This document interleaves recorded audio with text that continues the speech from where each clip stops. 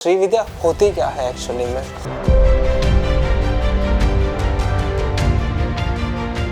श्री विद्या एक बहुत गहरा साइंस है। श्री यंत्र की उत्पत्ति की गई माँ शक्ति के द्वारा। I guess I am not wrong, Maa Shakti से ही सारे यंत्र की उत्पत्ति हुई है।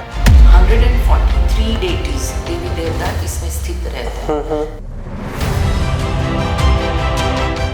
और यंत्र है उसको, मतलब आई एम बिट कंफ्यूज्ड कि वो सब चीजें होती कैसे हैं।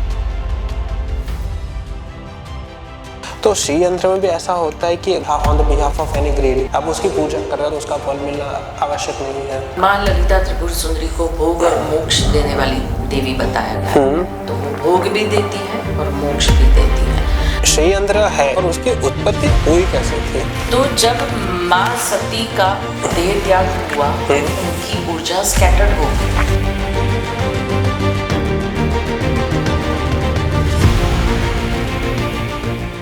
स्कैटर्ड होकर 51 शक्ति पीठ की जगह वो स्थित हो गए। शिव जी ने ही ये आविर्भाव किया। ऐसे श्री यंत्र की पूजा के लिए भी कोई स्पेशल डेज होते हैं? 5 महापर्व बोले गए हैं।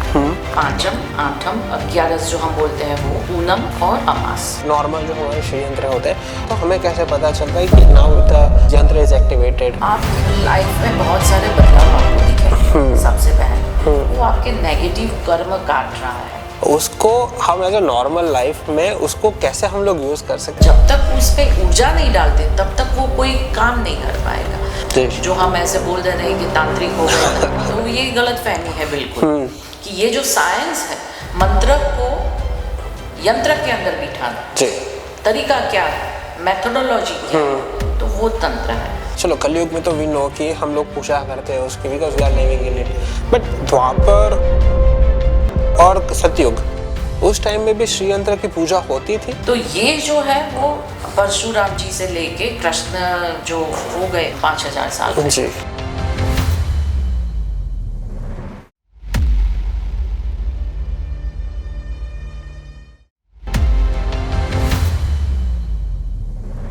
नमस्कार दोस्तों, तो कैसे हो आप सब? आपका फिर से स्वागत है हमारे चैनल पे। आज हमारे साथ है श्री ब्रह्मास्त्र विद्या संस्थान से पूर्ण अभिषेक प्रणाली जी, जिनको 14 साल का एक्सपीरियंस है श्री विद्या में और जिनके पास श्री विद्या में स्नातक की डिग्री भी है। तो आज उनका एक्सपीरियंस जानेंगे कि उनको श्री विद्या में क्या क्या एक्सपीरियंस हुए, श्री विद्या में स्नातक बनने के बाद उनके जीवन में क्या क्या चेंजेस आए और हमारे जीवन में श्री यंत्रों की कैसे उपासना करनी चाहिए और श्री विद्या के काफी ऐसे सारे रहस्य कि जो आज तक हमने नहीं जाने। तो चलिए शुरू करते हैं उनके साथ अपना ये डिस्कशन और जानते हैं श्री यंत्र और श्री विद्या के बारे में काफी सारी ऐसी चीजें जो हमें अभी तक नहीं पता है। नमस्कार। जय माँ की जय ब्रह्मास्त्र विद्या। तो बेसिकली जैसे हम लोग श्री विद्या जानते हैं, श्री विद्या जो चीज है वो श्री विद्या होती क्या है एक्चुअली में? सबसे पहले गुरु मंडल का ध्यान कर लेती हूँ जी।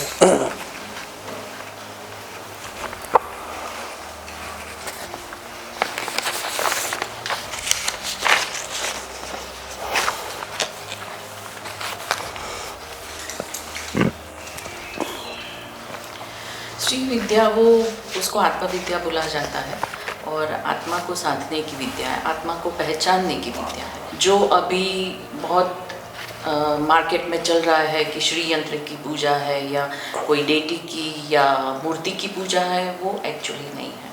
श्री विद्या बहुत गहरा साइंस है। श्री विद्या एक बहुत गहरा साइंस है और श्री विद्या को एक्चुअली जो ब्रह्मांड की ऊर्जा है उसको हमारे आत्मा के अंदर कैसे साधी जाती है, वो कैसे हम जीवन में रह के इसकी कैसी उपासना कर सकते हैं, उसको श्री विद्या। जैसे विद्या का नाम आता है तो ऐसी कितनी सारी विद्याएं हैं जिसको हमें जैसे श्री विद्या के बारे में पता है, तो उसके अलावा भी ऐसी कितनी सारी विद्याएं जो लोगों को पता ही नहीं है। तो आप मुझे बता सकते हैं वो कैसे कैसी विद्या अवेलेबल है?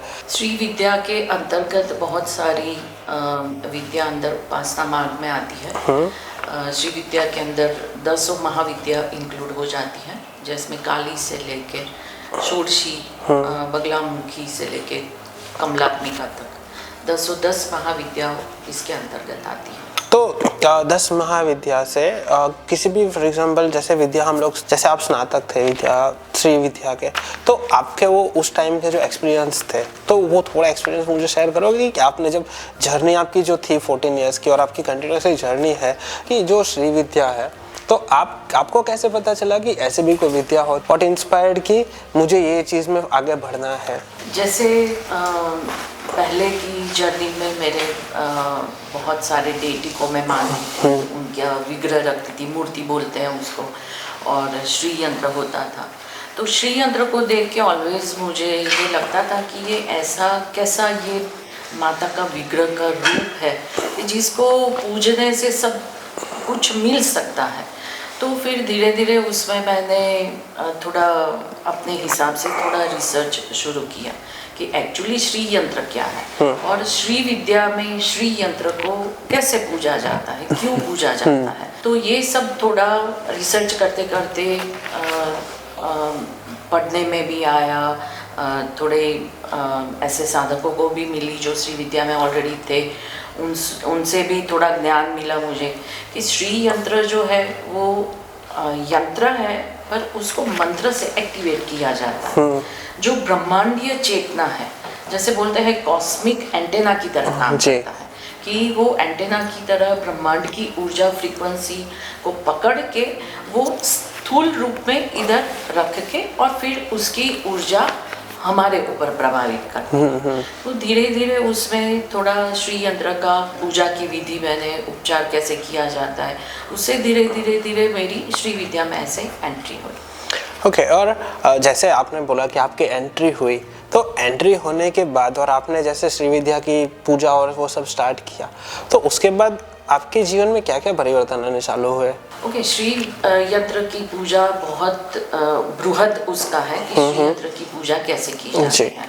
तो पंचोपचार पूजा आती है, षोडशोपचार पूजा आती है, राजोपचार पूजा आती है, बहुत तरीके की पूजा आप कर सकते हैं। श्री विद्या के अंतर्गत बहुत बृहद क्रम में सपर्या क्रम बोलते हैं, 7-8 घंटे का भी पूजन होता है उसमें, जिसमें मंत्र को चैतन्य देकर उसको जागृत किया जाता है, प्राण प्रतिष्ठा करनी पड़ती है। तो ये सब बहुत जैसे जैसे जैसे मैं अंदर जाती गई तो वो पता चलता गया मुझे कि इसमें श्री यंत्र सिर्फ और सिर्फ टूल की तरह काम करता है, कि हमारे अंदर जो पैटर्न्स पड़ी हुई है जन्मों जन्म की, तो वो पैटर्न को चेंज करने का टूल ये एक श्री यंत्र है। तो वो बहुत फैसिनेटिंग है। और वैसे श्री यंत्र की मेन डेटी है माँ राजराजेश्वरी ललिता महात्रिपुर सुंदरी, तो उसका वो स्थूल स्वरूप भी माना जाता है और उसका प्राकार बोला जाता है कि वो सब अपनी आयुध देवताओं के साथ, अपने अंग देवताओं के साथ, उपंग देवताओं के साथ वो उसमें वास करते हैं। जैसे आपने बोला श्री विद्या के अंतर्गत आपने कुछ बोला श्री यंत्र, बराबर, तो जैसे आपने बोला है कि आपने पूरा एक्सपीरियंस शेयर किया, तो मुझे क्वेश्चन ये आ रहा है कि मुझे क्यूरियोसिटी हुई काइंड ऑफ कि श्री यंत्र बनाया क्यों गया? ऐसी तो क्या नीड हुई थी उस टाइम में सनातन हमारे जो इतिहास में कि श्री यंत्र की उत्पत्ति की गई माँ शक्ति के द्वारा? I guess I am not wrong, Maa Shakti से ही सारे यंत्र की उत्पत्ति हुई है। और कितने सारे ऐसे और यंत्र हैं श्री यंत्र के अलावा जो अभी हम लोग को देखने को मिलते हैं, ऐसा कौन से होते हैं दूसरे यंत्र? तो बहुत तरीके के होते हैं, जैसे भैरव का यंत्र ले लो, गणपति जी का यंत्र ले लो, कोई भी दुर्गा माता का यंत्र ले लो। श्री यंत्र का वो एक है कि आप कोई भी यंत्र की पूजा, कोई भी देवी देवताओं की पूजा आप श्री यंत्र में कर सकते हो। अच्छा। 143 डेटीज देवी देवता इसमें स्थित रहते हैं, जिसमें मेन आप सोचो तो 4 शिव के त्रिकोण रहते हैं और 5 शक्ति के त्रिकोण रहते हैं। वो जहाँ इंटरकनेक्ट होते हैं, तो जो इंटरकनेक्टिंग पॉइंट है, जो बिंदु स्वरूप है, वहाँ पर शिव रहते हैं, भैरव रहते हैं, और जो बाकी के ट्रायंगल्स उसमें शक्ति का चयन होता है। तो ये जो 14 ट्रायंगल्स मेन श्री यंत्र में जो है, उसमें शिव और शक्ति दोनों की आप पूजा, ऐसे जो ख्याल रहता है कि इसमें सिर्फ महालक्ष्मी का ही पूजन होता है, बिल्कुल गलत धारणा है। अच्छा। इसके अंदर गणपति का पूजन, भैरव जी का पूजन, क्षेत्रपाल, देवी देवताएं सब इसमें स्थित रहते हैं।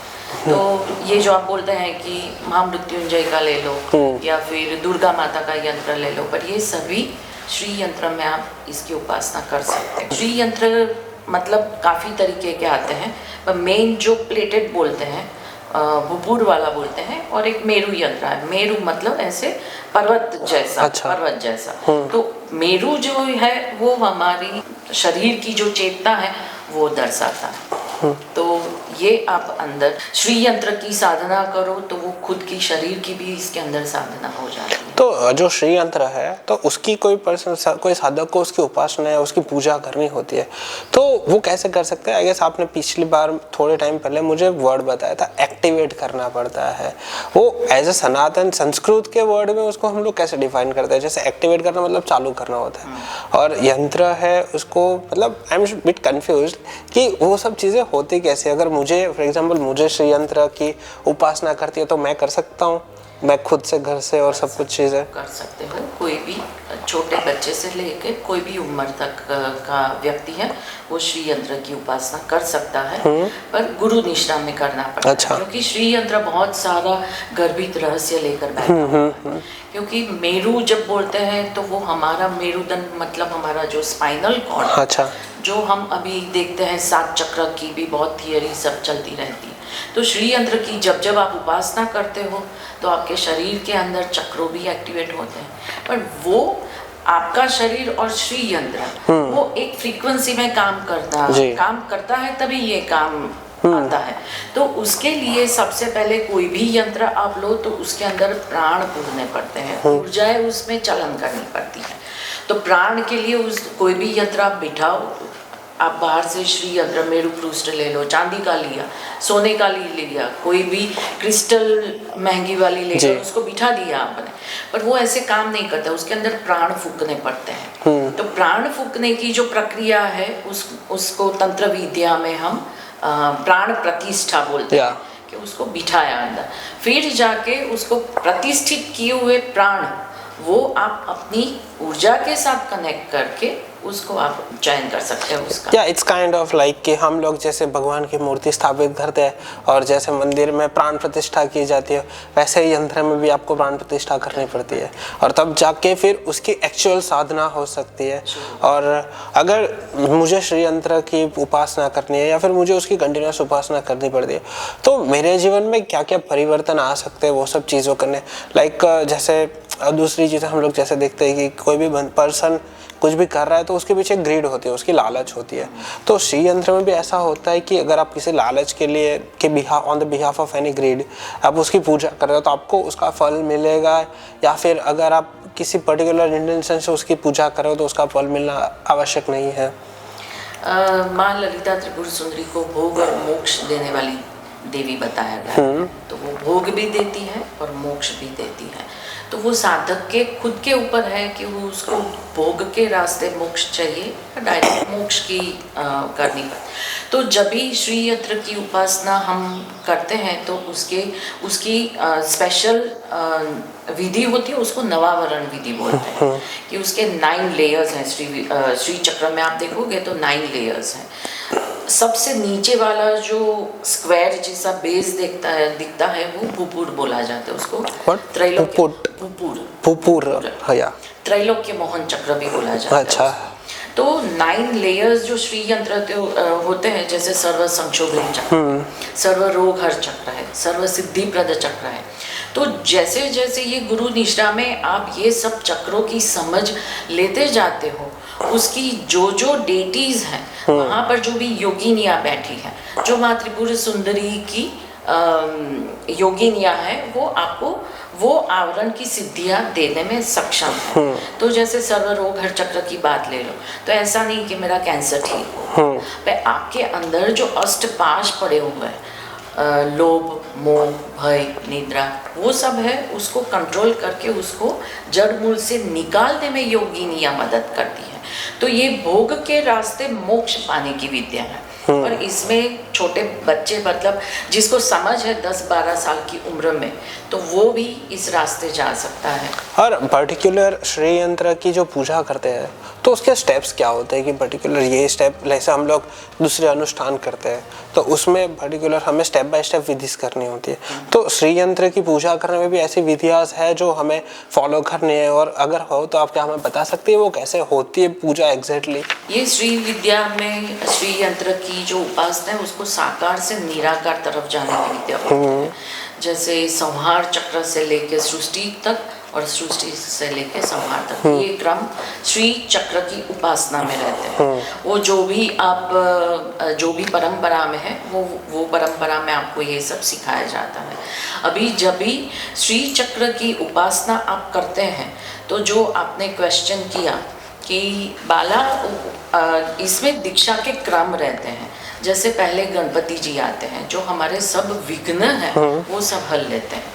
तो पहले गणपति जी आते हैं, फिर उसके ऊपर गुरु आते हैं कि गुरु विघ्न हल लेते हैं, फिर बाद में गुरु आगे की रास्ता आपको दिखाते हैं। तो उसके बाद गुरु पादुका आती है, गुरु पादुका के बाद आती है भैरव की साधना, तो जो आपको सब भय से मुक्त कर देते हैं। तो साधक जब जब ऊपर एक लेयर्स के ऊपर जाता है साधना में, तब उसके जो भी पैरेलल साधना है वो वहाँ परंपरा से आपको सिखाई जाती है। भैरव के बाद बाला त्रिपुर सुंदरी, जो महात्रिपुर सुंदरी का बाल स्वरूप है, तो वो आपकी वो साधना आती है। तो डायरेक्ट एकदम से श्री चक्र की उपासना कई परंपरा में नहीं की जाती। बाला त्रिपुर सुंदरी की लेवल तक जब आप पहुंच जाते हो, फिर वहाँ पर आपको श्री यंत्र का ज्ञान दिया जाता है कि उसमें जैसे पहले खड़गमाला कर लो, या उसको सहस्त्र नाम से आप अर्चन कर लो। तो बाला त्रिपुर सुंदरी के बाद श्री चक्र की श्री विद्या में एंट्री होती है, जहाँ ये बृहद तरीके का ज्ञान दिया जाता है। तो जो भी अंदर नाम है तो वो सब खड़गमाला के अंदर स्थित है। जब बाला त्रिपुर सुंदरी की आप खड़गमाला करोगे तो श्री चक्र के अंदर जहाँ जहाँ पर बिंदु है, त्रिकोण है, कि कमल के दल है, तो वहाँ पर योगिनियों का या डेटीज का नाम रहता है, वो खड़गमाला के अंदर आता है। तो ये क्रम रहता है। फिर जाके ऊपर वाराही माँ आती है, फिर राजमातंगी आती है, फिर जाके ललिता महात्रिपुर सुंदरी आती है, जो कामेश्वर कामेश्वरी का स्वरूप बोला जाता है। हाँ, जैसे हम लोग कैसे देखते हैं, हम लोग जैसे बात कर रहे हैं कि पूजा अनुष्ठान की श्री यंत्र की, तो हम लोग जैसे सोचते हैं कि फॉर एग्जांपल महाशिवरात्रि आती है तो महादेव के पूजा के लिए सबसे बेस्ट दिन होता है वो। तो ऐसे श्री यंत्र की पूजा के लिए भी कोई स्पेशल डेज होते हैं या स्पेशल तिथि होती है कि उस दिन पूजा करने से हमें काफ़ी अच्छा फल और वो सब चीज़ें मिल सकती है, ऐसे दिन होते हैं? हाँ, श्री विद्या के अंतर्गत पंच महापर्व बोले गए हैं। पांचम, आठम, 11 जो हम बोलते हैं वो, पूनम और अमास, ये पंच पर्व है। उसमें श्री यंत्र के दरेक देवी देवता जो अंदर स्थित हैं वो ज़्यादातर एक्टिव रहते हैं। तो ये श्री यंत्र पाँच गिन लो तो हर मंथ में आपको 10 दिन मिलते हैं, जिसमें ये मून के हिसाब से हमारी साइकिल चलती है, तो उसमें वो जागृत ज़्यादा रहती है। अच्छा। तो ये जो दिन है उसमें आपको कोई भी अर्चन, पंचोपचार पूजन कर लो, सहस्त्र नाम अर्चन कर लो, खड़गमाला से अर्चन कर लो, तो उसका फल ज़्यादा आपको रहता है। और अगर पर्टिकुलर डेज फाइंड करने हैं तो कैसे फाइंड कर सकते हैं? और वो भी जो अगर पूजा करनी है तो वो उसका फल दिन में पूजा करने से ज़्यादा होता है या रात को? जैसे हम लोग अमावस्या की पूजा होती है आदि, जिसमें पर्टिकुलर टाइम फ्रेम होता है, जैसे कि 12 से 2 के बीच में हम लोग पूजा करें तो हमें काफ़ी उस टाइम पे शक्तियाँ ज़्यादा एक्टिवेट होती है, या फिर इवनिंग का टाइम हो गया, तो ऐसी पॉसिबिलिटी है कि हम लोग पर्टिकुलरली डेज फाइंड करके उसके टाइम अकॉर्डिंगली पूजा करें तो हमें अनुष्ठान करें तो हमें फल की प्राप्ति में ज़्यादा सहयोग मिलेगा, ऐसा हो सकता है? जैसे वैदिक में हम पंचांग बोलते हैं जो पढ़ के, तो श्री विद्या में उसको अष्टांग बोलते हैं। अष्टांग आता है। तो अष्टांग के हिसाब से उसमें नित्याएं स्थित रहती है। आज कौन सी नित्या चल रही है? नित्या है जो नित्य स्वरूप है देवी का, जो कभी भी बदलता नहीं है। पर जैसे आपके घर में काम वाली बाई है तो झाड़ू पोछा वाली अलग है, रसोई वाली अलग है, कोई और काम के लिए कोई और अलग बाई है। तो नित्याएं भी माँ ललिता त्रिपुर सुंदरी की ऐसी 15 डेटीज हैं, खुद का ही स्वरूप है, जो हर दिन चलायमान रहती है। तो 30 डेज में 15 नित्या का 2 साइकिल खत्म होता है, शुक्ल पक्ष से और कृष्ण पक्ष से। सो इस तरीके से जब भी हम अष्टांग देख के नित्याओं का यजन करते हैं तो वैसे तो बोला ही जाता है कि हर एक नित्या अपने अपने पूर्ण स्वरूप है। तो जो पूर्ण साधक है उसको पता है कि ऐसा कोई दिन ही नहीं है जो अशुभ है। हर दिन माता का कोई एक स्वरूप होता ही है जिसका भी यजन कर सकते। तो ये भी एक मिथ्या भ्रम है हमारा कि ये दिन अशुभ है, कि ये दिन अच्छा है, ये दिन बिल्कुल नहीं अच्छा करके। हाँ, तुम्हारे घर में मृत्यु वगैरह हो गई है, वो उसका जो 13 दिन है या जो थोड़ा दिन करना छोड़ना पड़ता है उसको छोड़ के आप कोई भी दिन में आप कर लो, माता का पूर्ण स्वरूप आपको मिलता है। ओके, तो मैम जैसे हम लोग ने श्री यंत्र के बारे में बात की, तो as a basic normal human मुझे जस्ट एक क्वेश्चन आया है समझ में कि श्री यंत्र है, इतनी पावरफुल चीज़ है, बट उसको बनाया क्यों गया और उसकी उत्पत्ति हुई कैसे थी? हम सब जानते हैं सती माँ ने जब दक्ष के यज्ञ में खुद का प्राण त्याग किया था तब उनकी जो चेतना थी वो सब स्कैटर्ड हो गई जी। तो अब स्कैटर्ड हो गई तो फिर ब्रह्मांड में नई उत्पत्ति कैसे करेंगे? जब सब स्कैटर्ड हो गई तो हम सब जानते हैं 51 जो शक्तिपीठ जानते हैं, तो वहाँ पर कोई श्री यंत्र का विग्रह नहीं है, वहाँ पर माँ खुद चेतना स्वरूप विराजमान है। जैसे कामाख्या ले लो, अंबाजी ले लो, ऊर्जा स्वरूप वहाँ पर स्थित है। तो जब पार्वती के स्वरूप में वापिस वो चेतना कलेक्टिव होकर आई, तो जब माँ सती का देह त्याग हुआ उनकी ऊर्जा स्कैटर्ड हो गई, स्कैटर्ड होकर 51 शक्तिपीठ की जगह वो स्थित हो गई स्कैटर्ड ऊर्जा के रूप में। तब शिव जी ने कलेक्टिवली माँ पार्वती के अंदर ये सब ऊर्जा संचित करके एक ही जगह ये ऊर्जा का कैसे पूजन किया जाएगा, तो उसका स्थूल स्वरूप श्री यंत्र के रूप में शिव जी ने ही ये आविर्भाव किया होगा। अच्छा, तो हाँ, हम लोग ऐसा कंसिडर कर सकते हैं कि जैसे वो जो चीज़ हुई माँ सती की जो देह त्याग हुआ, उसके बाद जो एनर्जी स्प्रेड हुई, अगर उसको हम 51 शक्तिपीठ में हम लोग स्थापित नहीं कर सकते तो there will be a problem in cosmic universe में प्रॉब्लम हो सकते थे। और उसके on behalf of that Shiv ji ने ऐसा सोचा बनाया कि भाई जो पार्वती माता जी की होगी उसके बिहाफ पे पूरा श्री यंत्र की स्थापना हुई उसके बाद। बराबर, मैंने ऐसा कई बार सुना भी है कि श्री यंत्रों को यंत्रों की माँ भी कहा जाता है, तो इसके पीछे का रीज़न क्या होता है कि उसको यंत्रों की माँ भी कहा जाता है? यंत्रराज भी बोला जाता है, माँ भी बोला जाता है, जैसे अभी बताया। मे बी दिस तरह चांस की जो माँ शक्ति के पीछे से प्रकट हुआ इसकी वजह से उनको बोला जाता है, या कोई उसके पीछे कोई पर्टिकुलर रीजन और है? जैसे ब्रह्मांड में नई उत्पत्ति के लिए माँ की जरूरत होती है, तो कुछ भी आपको नया अगर आविर्भाव करना है तो उसके लिए माता और पिता दोनों होने चाहिए। पिता वो बीज देता है और माता वो गर्भ में रख के वो नया निर्माण करती है। तो ये सेम लॉजिक इसके अंदर भी जाता है। और जो श्री यंत्र है जो बेसिकली आदि अनादि काल से देवताओं के पास था, तो उसको वो नॉर्मल ह्यूमन तक पहुंचा कैसे कि जो जैसे मनुष्य जीव है वो उसको कैसे फिर यूज़ करने लगे और कैसे उसकी पूजा करने लगे? उसके पीछे किसका सबसे बड़ा हाथ है जो हमारे इतिहास में? वो हम आदि शंकराचार्य जी को बोल सकते हैं कि उन्होंने ये फिजिकल जो फॉर्म था उनको ये समाज में दिया और उनकी उपासना विधियां बताई और बहुत तरीके के उनके जो उपचार और बोले जाते हैं उस तरीके से ये श्री यंत्र की साधना आदि शंकराचार्य जी ने बताई। अच्छा, और उसकी जो विधि विधान थे उसके भी स्थापना जो पद्धतियाँ थी उनकी पूजा करने की और उसमें से कैसे एनर्जीज को कलेक्ट करने की, वो भी शंकराचार्य के थ्रू ही आई थी। हाँ, वो सौंदर्य लहरी में बहुत बृहद रूप से शंकराचार्य जी ने समझाया है। और आमनाई बोले जाते हैं उनके, दक्षिण आमनाई, पश्चिम आमनाई, पूर्व आमनाई और उत्तर आमनाई। तो हर एक आमनाई में वो जो स्थित उनकी विधियां हैं उस हिसाब से ये श्री यंत्र की पूजा की जाती है। ओके, श्री यंत्र की स्थापना जब हुई थी तब आपने बोला था कि ब्रह्मांड में बुरी एनर्जीज हुई थी, तो श्री यंत्र की जो रचना है उसमें ब्रह्मांड और जियोमेट्री ये दोनों की रिलेशन क्या है उसमें? जैसे मैंने आगे बताया कि 5 शक्ति के त्रिकोण हैं, 4 शिव के त्रिकोण हैं, वो जहाँ पर इंटरकनेक्ट होते हैं, इंटरसेक्ट करते हैं, तो वो जो है वो बिल्कुल वहाँ से 43 ट्रायंगल्स बनते हैं। और जो बिंदु है वो शिव स्वरूप है और ट्रायंगल है वो शक्ति स्वरूप है। तो ये जानना बहुत ज़रूरी है कि 43 ट्रायंगल्स जो हैं वो सब परंपरा में सिखाया जाता है कि क्यों इसकी उपासना जरूरी है।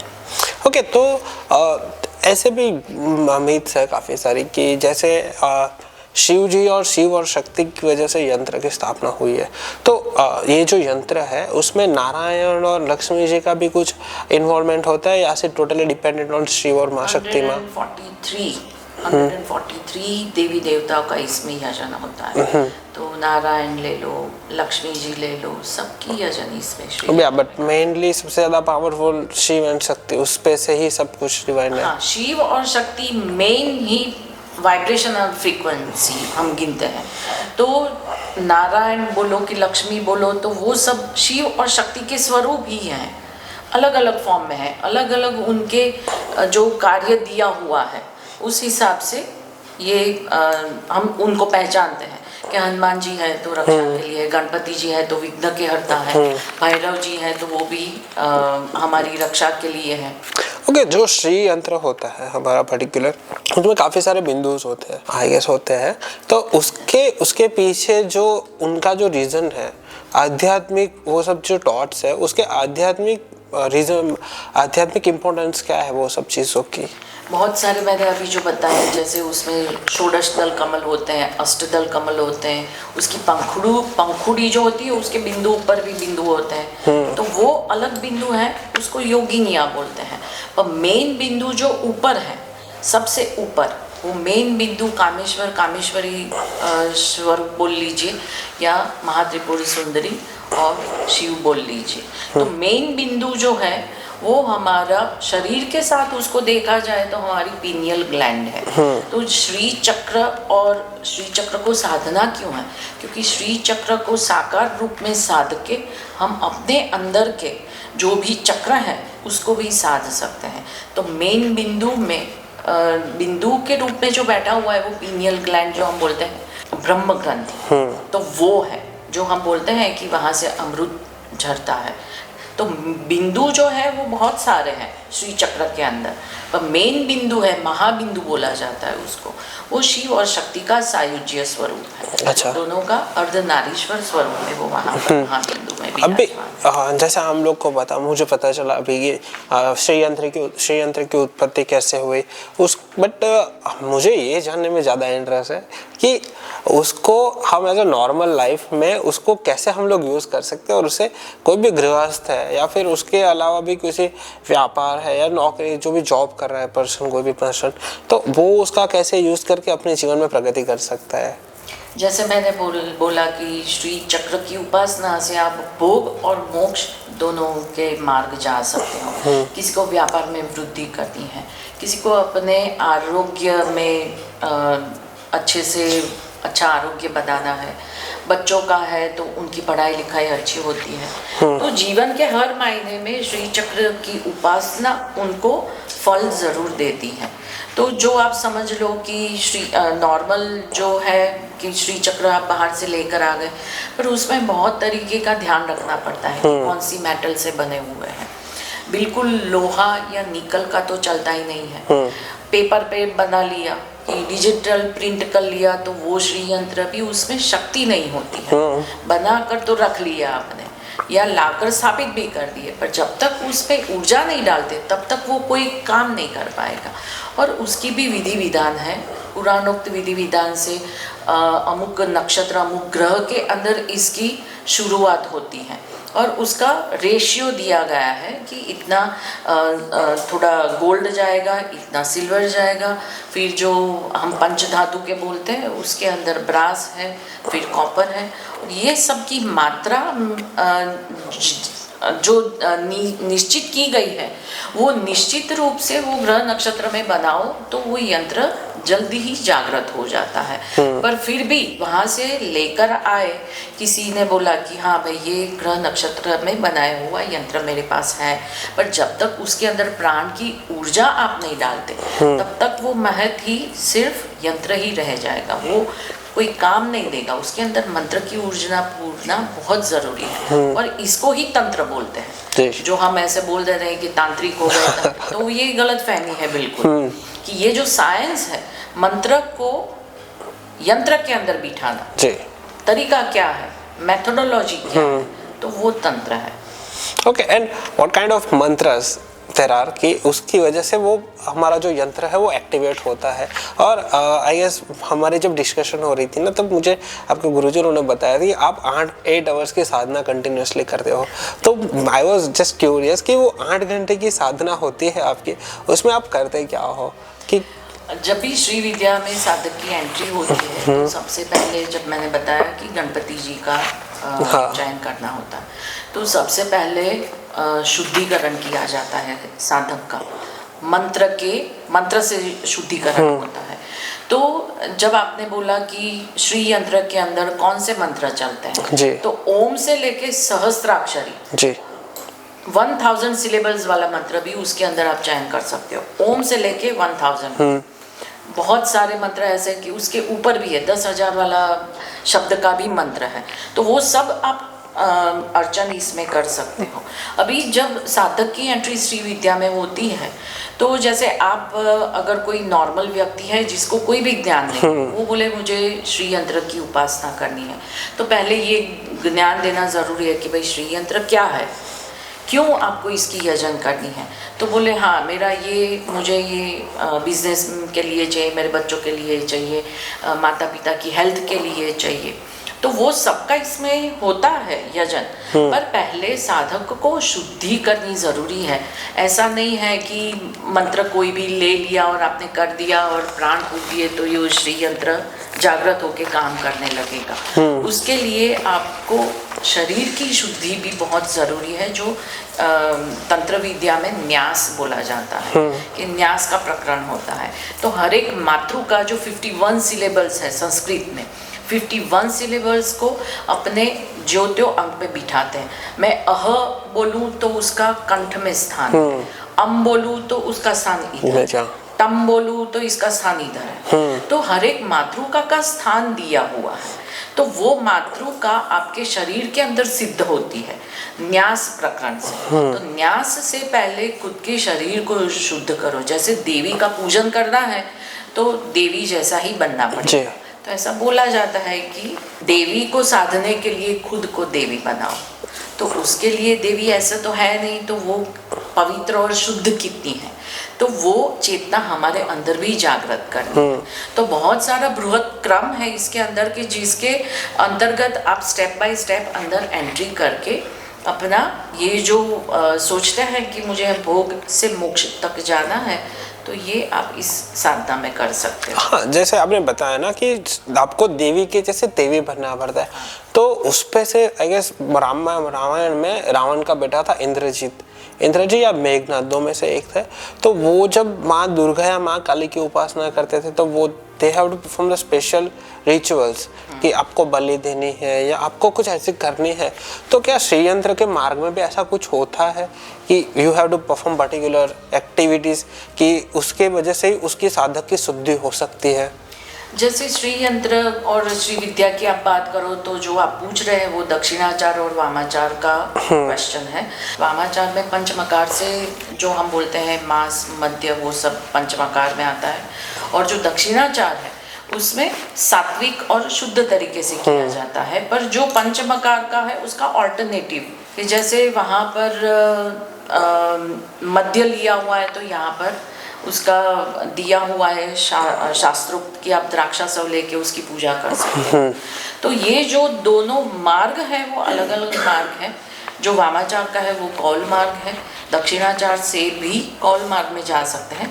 पर इसमें ये बहुत सारा डिस्कशन चलता रहता है परंपराओं के बीच में कि कौन सा बेस्ट मार्ग है। मैं तो समझती हूँ दोनों मार्ग ही श्रेष्ठ है।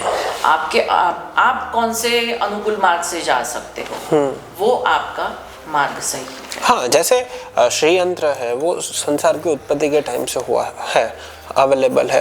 तो क्या रामायण है, महाभारत है, जैसे इतनी बड़ी बड़ी जो द्वापर था, सत्ययुग था, कलयुग है। चलो कलयुग में तो वी नो कि हम लोग पूजा करते हैं उसकी, because we are living in it. But Dwapar और सत्ययुग, उस टाइम में भी श्री यंत्र की पूजा होती थी। श्री यंत्र एक यंत्र है जो श्री विद्या के अंतर्गत आता है। तो श्री विद्या परशुराम जी के पास भी थी, कृष्ण ने भी चयन किया था, राम ने भी चयन किया था। 10 महाविद्याओं में जो 10 महाविद्याएं चलती है वो भी श्री विद्या का ही स्वरूप है, उसके अंतर्गत ही आता है। तो ये जो है वो परशुराम जी से लेके कृष्ण जो हो गए अभी 5000 साल जी। तो उन सब ने इसकी श्री यंत्र की मान लो या श्री विद्या की उपासना की। आप इसमें स्नातक हो, बराबर, आपके पास डिग्री है उसकी, तो आपने चीजें नोटिस की कि जो परशुराम जी सतयुग में जो जैसे उपासना होती थी उसकी, वो पर्टिकुलरली द्वापर में चेंज हुआ या उसके बाद कलयुग में भी हम लोग टोटली डिफरेंट लेवल की ही उसकी उपासना करते हैं। सतयुग का ऐसा समय था कि वहां पर भी परशुराम को सबको संहार करना पड़ा। कृष्ण का भी वैसा ही हुआ, उन्होंने खुद संहार नहीं किया पर अर्जुन को बताया कि ये तेरा धर्म है, जो अगर अधर्म को नहीं जीत पाएगा तो धर्म की स्थापना कैसे कर पाएगा। तो ये कृष्ण से लेकर परशुराम तक या परशुराम से लेकर कृष्ण तक जो भी हम एराज बताते हैं, त्रेता युग है या द्वापर युग है या सतयुग है, तो सभी युग में उपासना इसकी होती है। जो भी देवी देवता वहाँ परंपरा से दिया होगा कृष्ण जी को या फिर परशुराम जी को दत्तात्रेय ने दिया था, उस हिसाब से वो परंपरा के अंतर्गत सब विद्याएं कलयुग में भी है। ऐसे सिद्ध पुरुष हैं, सद्गुरु हैं जो ये सब विद्याएं सिखाते हैं, ऐसा नहीं है कि नहीं है, पर साधक की पात्रता देकर ये सब विद्याएं दी जाती है। सो मैम, आपने जब इनिशियली हम लोग यंत्र की बात कर रहे थे तब आपने बताया कि बिफोर स्टार्टिंग द विधि आपको शुद्धि करनी पड़ती है, मनुष्य को जो भी साधक है उसको शुद्धि करनी पड़ती है। तो उसको किस टाइप की शुद्धि की रिक्वायरमेंट है, कि जैसे देह शुद्धि या फिर आंतरिक शुद्धि? शुद्धि का तंत्रोक्त नाम है शौच क्रिया। जैसे हम स्नान आदि कर्म करते हैं, मल त्याग करते हैं, वो हो गई बाहरी हमारी शुद्धिकरण। और आंतरिक शुद्धि जो आपने बताया मन की शुद्धि, तो वो है वो सत्संग से आती है। गुरुदेव के सत्संग आप सुनो, उनकी वाणी जो है वो आपके अंदर परिवर्तन लाती है। तो शुद्धि ये 2 तरीके से आप आंतरिक मन को, जैसे क्वेश्चन होता है कि मन की शुद्धि कैसे करें, है ना? तो जब तक वो सद्गुरु के शब्द आपके कान के अंदर थ्रू आपके दिमाग तक उसके रासायनिक प्रक्रियाएं उसके अंदर चेंज नहीं लाता है, तो वो तब तक वो काम नहीं करता है। तो शुद्धि के लिए सत्संग भी बहुत जरूरी है, आंतरिक शुद्धि के। हाँ, और फॉर एग्जाम्पल जैसे लोगों को बहुत सारे फियर्स होते हैं कि काफ़ी लोगों को ऐसा डर होता है कि मैं ऐसा कर रहा हूँ तो लोग क्या सोचेंगे, अगर मेरे से थोड़ी भी गलती होगी, मेरा जो अनुष्ठान है वो असफल, बराबर मैं नहीं कर पाया तो मुझे देवताओं अप्रसन्न हो जाएंगे और कुछ हो जाएगा। तो अगर कोई भी शुद्धि के बाद भी अगर किसी पर्सन के जीवन में कुछ पर्सन की उसमें मन में शंका रह जाती है या कुछ डर होता है, तो फिर वो कैसे क्लियर होता है उसका? जैसे मैं श्री विद्या के क्रम आपको बताए कि गणपति जी के बाद गुरु आता है, गुरु के बाद आता है भैरव। तो भैरव वो है, उसको दिक्पाल के रूप में हम बोलते हैं कि वो 10 दिशाओं से आपकी रक्षा करते हैं। तो साधक जब साधना करके एक लेयर पास करके ऊपर जाता है तो उसमें से भय है, चिंता है, वो सब निकालने का काम भैरव की उपासना करता है। तो ये जो लेयर्स हैं विघ्न हर गए, फिर गुरु ने मार्ग आपको प्रशस्त कर दिया, फिर भैरव की उपासना आती है कि अब जो आपके अंदर भय बैठा हुआ है या कोई चिंता है तो उससे आप पहले मुक्त हो जाओ, तब जाके शुद्ध होके फिर आगे का जो है वो मार्ग आप अच्छे से प्रशस्त कर पाएंगे। एक बार और आप पूरी पूजा निपुण हो गए, श्री यंत्र की जो आपको पूरी विधि विधान आपको पूरे आ गए, और एक बार आपने उसकी विधि स्टार्ट भी कर दी, तो क्या उसमें कंटिन्यूटी की रिक्वायरमेंट है कि आपको कंटिन्यूसली वो पूजा एवरीडे करनी ही पड़ती है? कोई भी साधक वैसे तो पूर्ण कभी भी नहीं होता है, क्योंकि जब वो भाव आ जाता है कि मैं पूर्ण हूँ तो वो अहम आ गया, और अहम तो बिल्कुल इसमें शिरच्छेद करके चलना पड़ता है। श्री विद्या की उपासना में सबसे पहले जब गुरु से दीक्षा लेते हैं तो गुरु को श्रीफल देते हैं। क्यों? क्योंकि वो मस्तिष्क, आपकी मस्तिष्क का प्रतीक है कि मैंने आपको मेरा अहंकार दे दिया। तो ये सबसे पहले है कि अहंकार तो बिल्कुल नहीं होना चाहिए, मुझे सब आ गया। भले ही मेरी साधना 14 साल की है, 17 साल हो गए, मेरी ये दीक्षा हो गई, वो दीक्षा हो गई, पर वो कभी भी साधक के मन में वो हावी नहीं रहना चाहिए। तो एक तो ये बात है कि कभी भी उसका आप पूर्ण तरीके से आपके अंदर ये मत समझो कि मेरा क्रम अभी पूर्ण हो गया, मैं गुरु बन गई, ये बिल्कुल भी नहीं होगा। हाँ, तो मीन्स अगर आपको रोज पूजा करनी पड़ेगी उसकी? हाँ, उसकी रोज चयन करना पड़ता है। जैसे आप पंचोपचार पूजा, नॉर्मल मंत्र जैसे जैसे आप साध लेते हो कि एकाक्षरी मंत्र से लेके षोडश अक्षर वाला जो है, पंचदशी है, षोडशी है, वो सब मंत्र आपके गुरु थ्रू मिल जाते हैं, फिर उसका रोज चयन करना जरूरी रहता है to connect with that vibration and frequency. ऊर्जा के साथ आपका हर रोज कनेक्शन रहना जरूरी है। So, आप एवरीडे 8 आवर्स की पूजा करते हो ना? फिर बाद में उतना आवाज नहीं आती है, 7 आवर्स या ऐसा इतना लंबा नहीं होता है क्रम, पर जो मंत्र दिए गए हैं उसको माला के स्वरूप में हर रोज उसको एनर्जी के साथ कनेक्ट करके करना। तो जैसे कोई गृहस्थ है, normal human house holding person है, तो अगर उसको श्री यंत्र की उपासना करनी है तो 8 आवर्स या 10 आवर्स वो डेली नहीं दे सकते, तो अगर उसको उपासना करनी है तो वो कैसे कर सकते हैं वो लोग? अगर नॉर्मल लोगों की बात करें तो आप गुरु से मंत्र दीक्षा 3 अक्षर की ले सकते हो, 6 अक्षर की, उससे भी आप चयन कर सकते हो श्री विद्या में। तो गुरु से आप जब भी मंत्र की दीक्षा लेते हो तो गुरु पहले आपकी एनर्जी देखते हैं, गुरु आपके वातावरण को भी देखते हैं, आपसे पूछते हैं कि कितने आवाज तू इसमें दे पाएगा, ये दे पाएगी, उस हिसाब से गुरु मंत्र की दीक्षा देते हैं। तो आप ऑफिस वर्क करते हो, 9 to 5 का आपका जॉब है, फिर आप गृहस्थी भी है, तो कैसे करता है तो वो भी गुरु बताते हैं। जो आपने पहले भी बोला कि रात को करना है, दिन को करना है, तो रात को जो भी एनर्जीज हैं वो ज़्यादा एक्टिवेट होती हैं, तो रात को अगर आप ये साधना करते हो तो उसका फल भी थोड़ा ज़्यादा ही मिलता है। जब सब बोलता है ना कि सब सो गए, तो सब सो गए, तब ये सब देवी जो शक्तियाँ हैं वो जागृत हो जाती है। जागृत तो होती ही है, पर हमारे मन में ये होता है कि अभी ये जागृत है, पर हम उसको अच्छे से फील कर पाते हैं, क्योंकि बाकी की जो हमारी जो है वो सब हमारी शांत हो जाती है। जैसे बच्चा रो रहा है, वाइफ से बात करनी है, फादर की कोई डिमांड है, तो वो सब शांत हो जाती है, तब जाके आप उपासना रात को अच्छे से कर सकते हैं। इट्स लाइक कि हम लोग कह सकते हैं कि जीरो स्पेस होता, हमारे लिए जीरो स्पेस होता है, तो हमारा जो ब्रेन है और जो माइंड है वो एक जगह पे एकत्रित होकर हम पूरी साधना कर सकते हैं। So that's why we can say कि रात को हम साधना करें तो हमारे लिए वो ज़्यादा फलदायक है। बराबर। अभी जैसे गृहस्थ जीवन है, वैसे अगर बिजनेसमैन है तो उनके लिए क्या श्री यंत्र काफी फायदेमंद होता है व्यापार में वृद्धि और वो सब चीजें के लिए? क्योंकि अंदर महालक्ष्मी का स्वरूप भी बैठा हुआ है, तो जब भी वो शर्त सिर्फ यही होनी चाहिए कि आपका भाव शुद्ध होना चाहिए। जब भी श्री यंत्र की स्थापना आप घर पे करते हो तो अच्छे से प्राण प्रतिष्ठा करके, जो पहले प्राण प्रतिष्ठा का क्रम होता है वो काफ़ी बृहद होता है। कोई भी श्री यंत्र आप ले लो तो उसके 3 दिन का क्रम होता है। जैसे उसको पहले गंगा जल में या पंचगव्य में पूरा दिन डुबो के रखना पड़ता है, फिर दूसरे दिन में उसको धान्य में डुबो के रखना पड़ता है, तीसरे दिन उसको तेल या घी में उसको डुबो कर रखना पड़ता है, फिर जाके चौथे दिन उसकी प्राण प्रतिष्ठा का क्रिया होता है।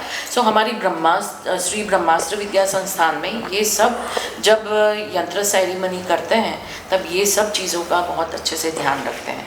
और जब भी ऐसे प्राण प्रतिष्ठित किए हुए यंत्र हम कहीं पर भी बिठा लो, घर में बिठा लो या व्यापार की जगह में बिठा लो, तो वो अपना एनर्जी बिल्कुल 100% आपको देगा। और जो एनर्जी की बात होती है, श्री यंत्र की एनर्जी है, उसको हम लोग दूसरे में ट्रांसफर कर सकते हैं, दूसरे श्री यंत्र में? वो थोड़ा गुप्त ज्ञान है, ये विद्या में होता है, पर उसके लिए काफ़ी कुछ साधनाएं आपकी ज़रूरी होती है। जैसे मेरे घर पे श्री यंत्र मैंने प्राण प्रतिष्ठित करके रखा हुआ है। सपोज कोई ऐसा बना हो गया, वो खंडित हो गया या फिर कुछ उसके साथ गलत हो गया, तो फिर अभी इतने सारे साल से 18 साल से जो श्री यंत्र पे मैं पूजा कर रही हूँ, तो उसकी एनर्जी अभी मैं क्या करती हूँ कि खंडित श्री यंत्र तो रख नहीं सकते, तो नया श्री यंत्र लाकर उसके अंदर ये श्री यंत्र की ऊर्जाएं ट्रांसफर की जाती है। वो गुप्त ज्ञान है पर की जाती है।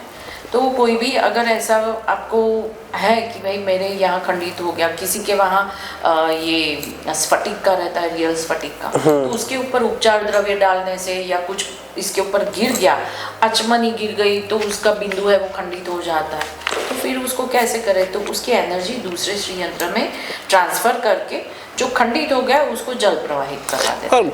खंडित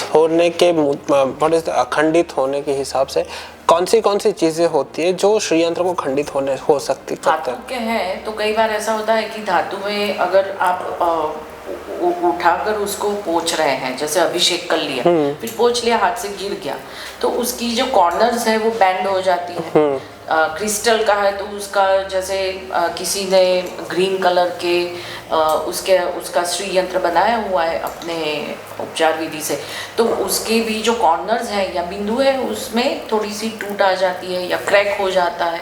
तो ये सब जो है वो श्री यंत्र में आप जब भी आपका ध्यान पड़े कि श्री यंत्र खंडित हो गया है तो उसको बिल्कुल ही बदल देना चाहिए। और श्री यंत्र के ऐसे कौन से मेजर मंत्र है श्री यंत्र में कि वो सबसे ज्यादा प्रभावी होते हैं किसी भी साधक के लिए? वो मंत्र उपचार की वजह से उसके जीवन में ज्यादा परिवर्तन आता है और उसको फायदा होता है। ऐसे कौन से मंत्र से मेनली? तो जैसे ओम से लेके 10,000 सिलेबल्स वाला मंत्र, इसमें आप उपचार विधि से कर सकते हैं। श्री यंत्र पर्टिकुलरली ऐसा है कि जिसके अंदर पंचदशी का ज़्यादा प्रभाव रहता है। 15 सिलेबल्स वाला माँ त्रिपुर सुंदरी का मंत्र है, वो ज़्यादा, इसको गुप्त गायत्री भी बोला गया है। तो 15 अक्षर वाला जो मंत्र है वो सबसे ज़्यादा इसके अंदर आप ऊर्जावान कर सकते हैं। फिर उसके ऊपर काफ़ी सारे हैं, षोडशी आते हैं 16 अक्षर वाला, फिर इसके ऊपर अनुत्तर षोडशी आता है। तो काफ़ी ऐसे मंत्रज हैं कि जिसके अंदर ये 3 अक्षर वाला बाला त्रिपुर सुंदरी का भी उतना ही ऊर्जावान है जितना पंचदशी का। पर मेन जब आप श्री चक्र की बात करो और महात्रिपुर सुंदरी की बात करो, खड़गमाला की बात करो या ललिता सहस्त्र नाम की बात करो, तो उसमें पंचदशी इज मस्ट।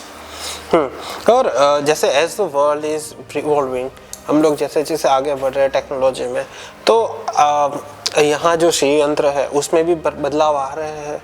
जैसे आपने मुझे इनिशियली बताया था, बीच में हम लोग बात कर रहे थे तब, डिजिटल यंत्र। तो व्हाट इज डिजिटल यंत्र? श्री यंत्र में भी डिजिटलाइजेशन हो रहा है, कैसे होता है वो? हो रहा है डिजिटलाइजेशन, पर डिजिटल में कैसे, जैसे कोई अमेरिका बैठा हुआ है, उसको यहाँ से कुछ पता नहीं है कि कोई अच्छा श्री यंत्र चार्ज करके देता है, तो वो क्या करता है कि वहाँ जो मिलता है वो ले लेता है, या फिर उसका डिजिटल प्रिंट निकाल लेते हैं।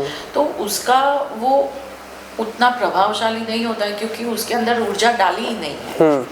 तो जो पेपर के ऊपर पड़ा हुआ है वो यंत्र आपके लिए काम नहीं करे। हाँ, पर कई बार ऐसा है कि आप बोल लो कि मेरे पास श्री यंत्र का पूरा फोटो है, आपने लगा के रखा हुआ है, तो वो कैसे काम करेगा? तो कई बार ऐसा होता है कि वो दिखावे के लिए भी होता है, कई बार वो तरीके से बनाया हुआ जो यंत्र है उसके ऊपर श्री यंत्र ओरिजिनल मेरू पृष्ठ बिठाकर नीचे वाला जो यंत्र है उसको चार्ज करते हैं, फिर उसका फ्रेम बनाकर आप लगा सकते हैं। पर उसकी उपचार विधि है वो बिल्कुल आपको करनी पड़ेगी उसको चार्ज करने के लिए।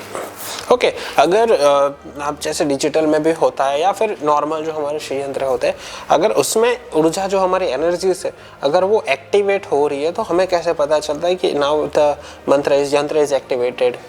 आपके लाइफ में बहुत सारे बदलाव आपको दिखेंगे। सबसे पहले प्राण प्रतिष्ठित किया हुआ यंत्र आपने घर पे बिठाया है, तो पहले कई बार ऐसा होगा कि आपको थोड़ी ऐसा आपको लगेगा कि मेरी नेगेटिविटी बढ़ रही है, वो आपके नेगेटिव कर्म काट रहा है। कि जैसे बहुत बड़ा एक्सीडेंट होने वाला था पर आप कहीं रुक गए ऐसा हो गया, तो वो पहले नेगेटिविटी को काटता है, फिर पॉजिटिव। जब भी कोई चीज़ आप निकालोगे तभी उसमें कुछ नया डाल सकेंगे, तो नेगेटिविटी निकाल लोगे तभी उसमें पॉजिटिविटी एंटर हो पाएगी, क्योंकि हमारा सबका माइंड अभी इतना नेगेटिविटी से ही भरा हुआ है। कुछ पॉजिटिव सोचते ही नहीं हो, बोलते रहते हैं कि पॉजिटिव सोचो पॉजिटिव सोचो, पर कितने बंदे हैं जो 2% भी पॉजिटिव सोचते हैं। तो ये बहुत इम्पोर्टेंट है, ये समझना बहुत इम्पोर्टेंट है आज के युग में। और अगर किसी भी व्यक्ति को श्री यंत्र में स्नातक या कुछ भी बनना हो, श्री विद्या में स्नातक बनना हो या उसका ज्ञान प्राप्त करना हो, तो उसको बिगिनिंग कहाँ से करनी चाहिए? एक तो पहले सदगुरु की खोज करो। अगर सदगुरु जहाँ तक नहीं मिलता है तब आप उसको ढूंढो, गुरु के पास जाओ। जैसे बोला हुआ है शिष्य ऐसे होने चाहिए, तो गुरु की भी व्याख्या दी हुई है कि गुरु भी ऐसे होने चाहिए जो तुम्हारा टाइम पास ना करे, कि एक मंत्र दे दिया फिर सालों साल लगा दिया, फिर दूसरा मंत्र फिर उसमें सालों साल लगा दिया। तो सदगुरु जो होते हैं वो ऐसे नहीं होते हैं, वो आपकी पहले ऊर्जा पहचान लेते हैं। अगर आप अच्छे से कर सकते हो तो आपकी 15 साल की जर्नी आपको 5 साल में कटवा देता है। तो सत्संग भी सुनो। अगर लगता है कि बहुत सारे अभी मार्केट में काफ़ी बैठे हुए हैं गुरुज, पर उसमें से आपकी ऊर्जा के साथ कौन सा मैच करता है, वो सदगुरु आप ढूंढो। तो सदगुरु वो मैं बिल्कुल बोलूँगी, वो बिल्कुल टाइम वेस्ट आपका करे ऐसे नहीं होना चाहिए, क्योंकि हमारे वैसे भी फास्ट युग में हम लोग जी रहे, एआई के युग में है, तो सालों साल लग जाए एक मंत्र के पीछे, वो भी ठीक नहीं है। और जैसे आपने अपने संस्थान के बारे में बताया, श्री ब्रह्मास्त्र विद्या संस्थान, तो आप थोड़े ब्रीफिंग करोगे कि संस्थान में क्या क्या एक्टिविटीज़ करते हो आप लोग? सबसे पहले श्री ब्रह्मास्त्र विद्या संस्थान जब भी कोई साधक आता है तो बैकग्राउंड इसलिए पूछते हैं कि ये साधना मार्ग में आगे कितना जा सकेगा। आप बोलोगे कि मैं आधा घंटा ही कर सकूँगा, तो उस हिसाब से आपको दीक्षा दी जाती है। बोले हाँ मैं श्री विद्या में 5 घंटे बैठ सकता हूँ बिगिनिंग में, या फिर मुझे कुछ भी करना है इसमें जाकर, तो उस तरीके से विद्या दी जाती है आपको। तो सबसे पहले जब साधक आता है तो पहले उनको शुद्धिकरण की प्रक्रियाओं में से पसार होना पड़ता है। शुद्धिकरण करते हैं, फिर बाद में गुरु एनर्जी चेक करता है कि आपके अंदर ये शुद्धिकरण हुई, तो शुद्धिकरण किस चीज़ की, शरीर की या मन की? जी। तो मन की ज़रूरी है। नहाते तो रोज है, शौच क्रिया रोज करते हैं, पर जब हम खुद की माइंड सेट ही चेंज नहीं कर पाएंगे तो चाहे दिन में 10 बार नहा लो कोई फर्क नहीं पड़ता। तो इसीलिए ये शुद्धिकरण ब्रह्मास्त्र विद्या संस्थान का एक आधारभूत स्तंभ है कि पहले शुद्ध हो जाओ और बिल्कुल खाली हो जाओ, फिर जाके गुरु उसके अंदर तुम्हारी ऊर्जा के हिसाब से चीज़ें डालेगा। Okay, so basically there are so many steps which we have to be careful while doing the Shri यंत्र अनुष्ठान। जैसे कि हमने देखा कि आपको स्टार्टिंग से शुद्धि से लेके उसकी कंटिन्यूटी आपको रहनी है। भोग और मोक्ष तक। हाँ, भोग और मोक्ष दोनों रखना ही पड़ेगा, otherwise there will be consequences कि आप में अहंकार आ गया तो आपकी जो भी विद्या है वो चले जाएगी। जो भोग में ही फंस जाते, बोले मुझे तो सिद्धियां मिली, तो सिद्धि का क्या करोगे जब कुछ आगे मिलने वाला ही नहीं है।